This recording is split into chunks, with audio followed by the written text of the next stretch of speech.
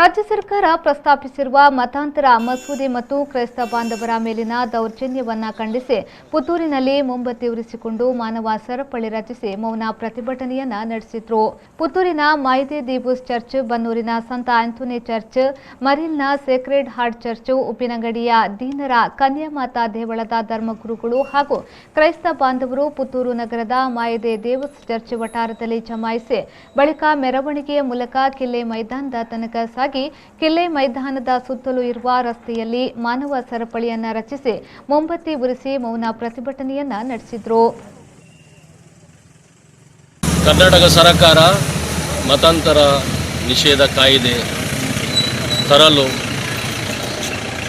ಯೋಜನೆ ಮಾಡುವ ಈ ಸಂದರ್ಭದಲ್ಲಿ ಇದರಿಂದ ಅಲ್ಪಸಂಖ್ಯಾತರಿಗೆ ಆಗುವಂಥ ಬೇರೆ ಬೇರೆ ರೀತಿಯ ಅನಾನುಕೂಲತೆ, ತುಂಬ ರೀತಿಯ ಕಷ್ಟಗಳನ್ನು ನಾವು ಮನಗಾಣ್ತಾ ಇದ್ದೇವೆ.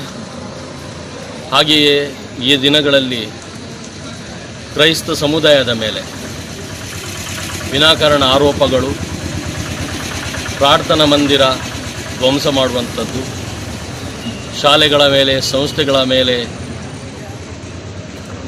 ಭಾಳಷ್ಟು ರೀತಿಯ ಹಿಂಸಾಚಾರವನ್ನು ನಡೆಯುವಂಥದ್ದು, ಇದೆಲ್ಲ ನಮಗೆ ಕ್ರೈಸ್ತ ಸಮುದಾಯಕ್ಕೆ ತುಂಬ ನೋವು ತಂದಿದೆ. ನಾವು ಕ್ರೈಸ್ತರು ಶಾಂತಿ ಪ್ರಿಯರು ಹಾಗೂ ಸೇವೆಯಿಂದ ಈ ದೇಶವನ್ನು ಕಟ್ಟಲು ಭಾಳಷ್ಟು ಶ್ರಮಪಟ್ಟವರು.